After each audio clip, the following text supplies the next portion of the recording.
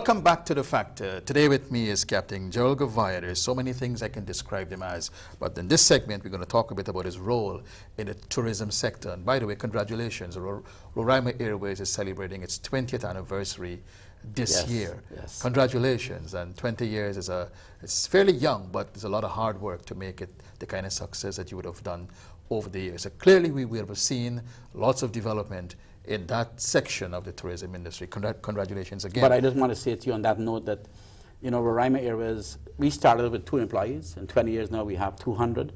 And just add one more zero. And the staff at Roraima is amazing. I mean, they're hardworking, they're young, they're intelligent, and they have a commitment and a drive that really makes me proud. I mean, they've done wonderful work at Roraima Airways. So from 2 to 200, Captain, yes. You've seen a lot of jobs that have been created by Roraima Airways by its development. Let's extend that to the country, specifically to the tourism sector.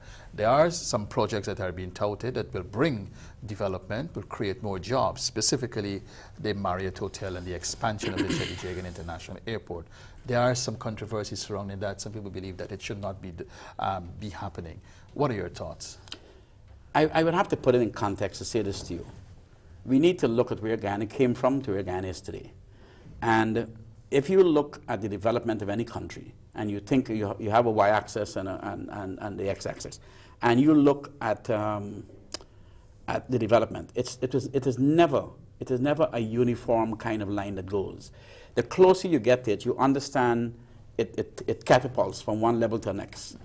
And when a country gets to the stage where Guyana is today, where our economy has been fixed, the economy is all the macroeconomics is basically healthy, but we are still a small economy, right? We are small, but we are healthy. The challenge is, how do we move from small and healthy to large and wealthy, right? How do we do that? And so it got to happen with what you call transformational projects that will move you. It will jump you, it catapult you from one level to the next level. And so if you look at it from afar, it looks like a straight line. You go close and you recognize these humps that happen. And transformational projects is what will do it. Now in Guyana, you think about the road from Lethem that will connect us with Brazil and a railway line. You think about the Deepwater Harbor, that is a transformational project. You look at the expansion of the international airport, transformational project.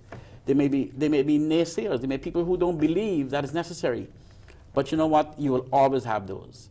When you look at the building of the Marriott, there are many people who are saying, oh, but we don't need a Marriott. Our small hotels are not doing well, and why do we need it? But I'll tell you something, and I made this point already. In New York City, when they were building the subway, New York City had 5 million people. And they were building a subway for 20 million people. And the people, there were many, many critics who said that the policymakers at the time were madmen. But look at it today. So that if you understand that we built this economy and now we need to put the things in place that is going to catapult us to the next level. So the road from Lethem with the railway line, the Deepwater Harbor, the hydro, the expansion of the airport, the Marriott.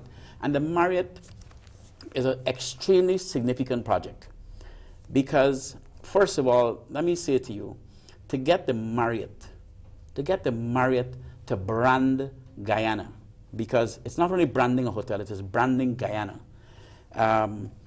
It took a lot of time. It took President Jagdeo himself to intervene. If this was a private investor trying to get this thing, but where Guyana is, it would have been difficult. But the Marriott, even though President Jagdeo got them to move eventually, and they came to Guyana, we went through a 2-year period of an evaluation by the Marriott in terms of our governance systems, our security, our stability, and the economic viability of this project.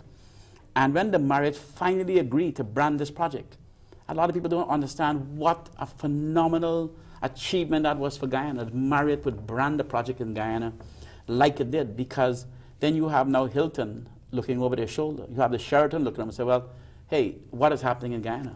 Because the Marriott did it. All right. If I can interject here, the ordinary persons in the street, they're looking at Gerry on TV right now, and they're saying, okay, sounds great.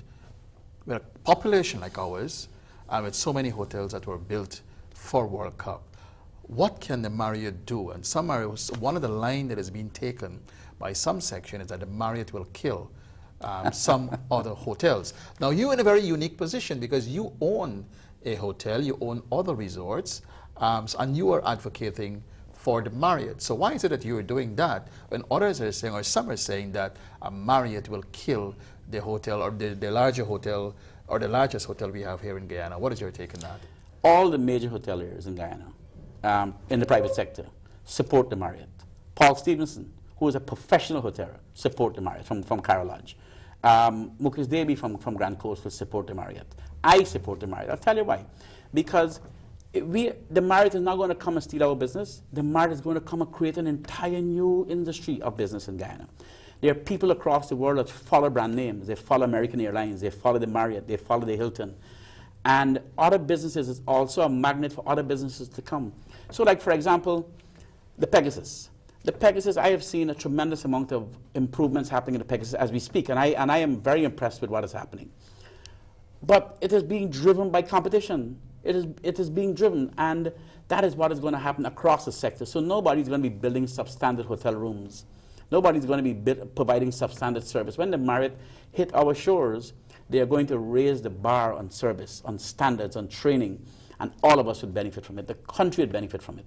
And more particularly, with a brand like the Marriott, you're going to find a lot more conferences coming to Guyana. You're going to find a lot more high-caliber businessmen staying in Guyana. Don't stay now. They come with their jets into Guyana, and I do business with many of them. But if I could be the devil's advocate here, based on what you just said, and people who are looking at you would say, hey, Gerry, that is why they believe that the Marriott coming will only provide business for the Marriott, the conferences and all these other. I want you to explain how will the Marriott benefit the other hotels. Well, first of all, when the Marriott arrive here, like I'm saying, they are going to act as a catalyst to catapult us to the next level. So you'll have, there'll be hotel training schools, there'll be marketing of Guyana on the international scene through the Marriott system. The fact that the government is involved in it is now going to catapult the government into developing a higher intensity of marketing for Guyana as well. And so all of us will benefit from that. The Marriott guests will be in all the gift shops. They'll be going to Kaicho Falls, they'll be going to Arrow Point, they'll be using the restaurants. They are going to be all over our city as well. And if you look at Miami, you have huge hotels, major brand names, side by side. So nobody should be afraid that because the Pegasus is there and the Marriott will be there and you have and the Princess is there, that they're.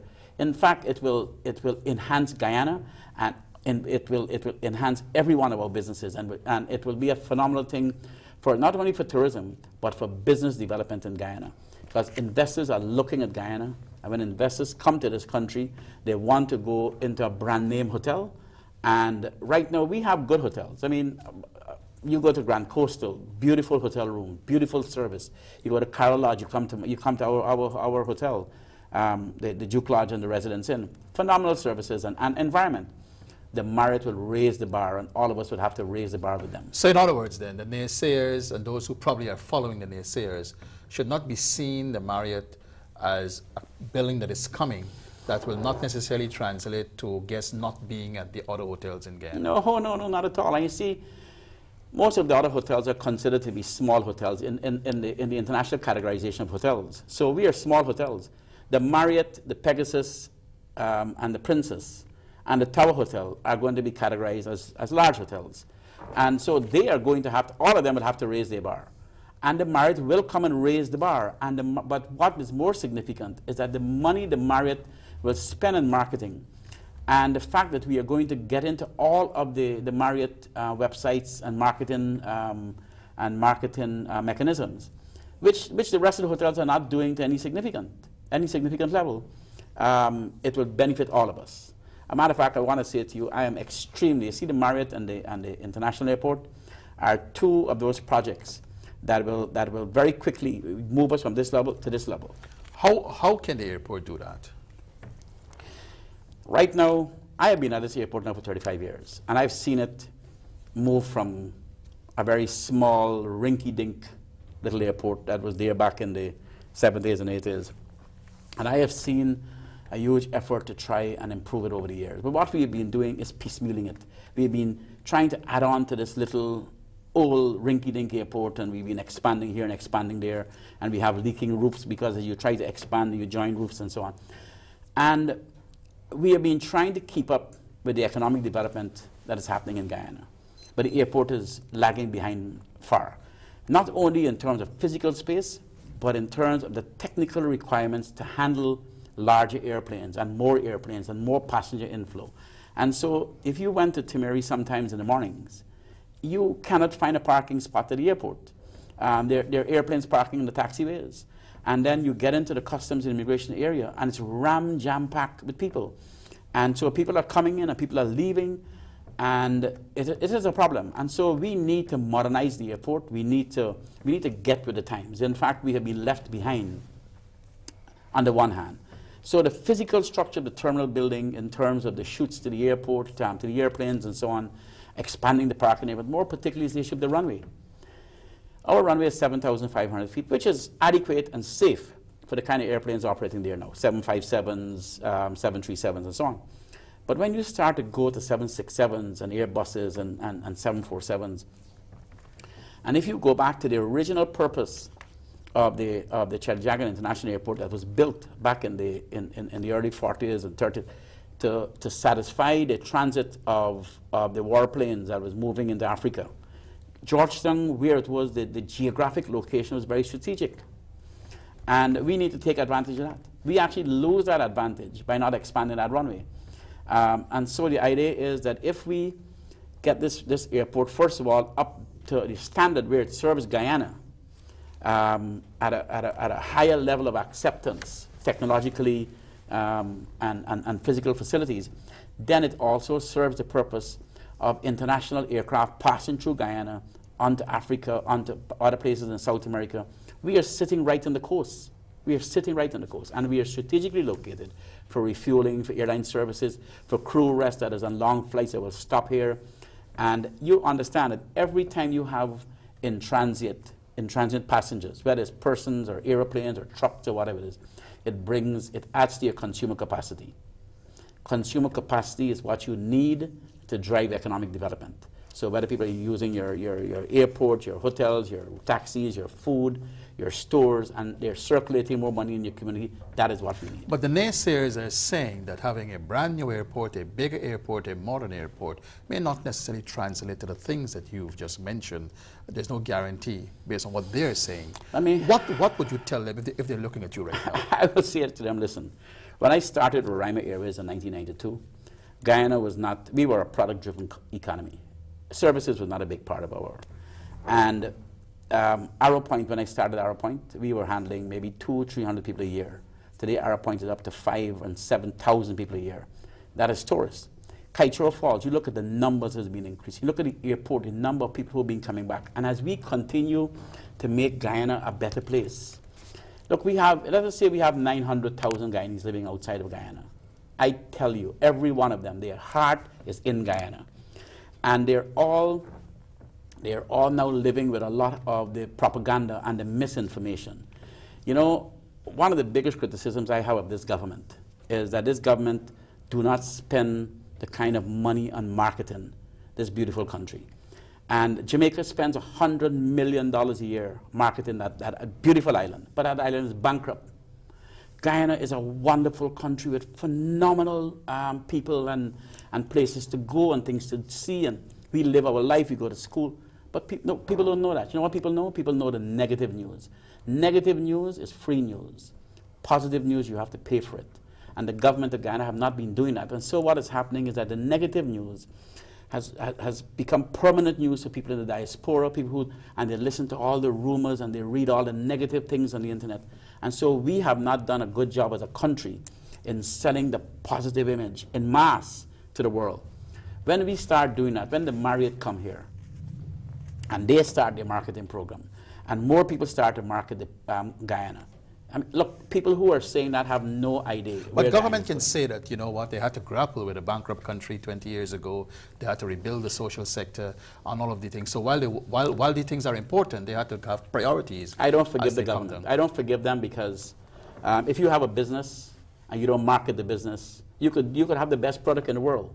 And you could tell me you've got to paint the building, but if you don't put money into marketing, And but this could be the turning point. This it is. could But be the look, turning point. I mean, I'm saying to you, I have been a critic of the government for the last 15 years or 16 years.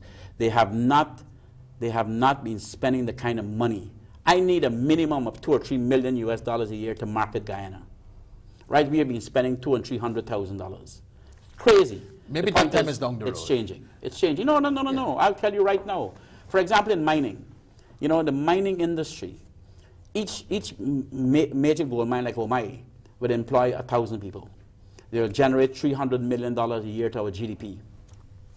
But you look at how we've been marketing Guyana for mining. You go to the big mining conferences, you see Suriname and you see Brazil with huge contingents and people with all kinds of maps and so on. And in the past, you go to those conferences and Guyana is sitting in a corner, just like we did in tourism, with a little chair and a table. And we did more damage to our country, when in fact, Guyana and Suriname today is the two shining stars in the Caribbean. I must say to you that since Robert came in, Robert has been looking at ways, he's been going to the conference himself, and he has been looking at ways and means of how he is going to intensify and amplify the marketing and the potential of Guyana mining potential. Same thing we're doing in tourism. We also need to do the same thing with people for our investment climate. Because we have an attractive investment climate, we need to let the world know. And it will only happen with money.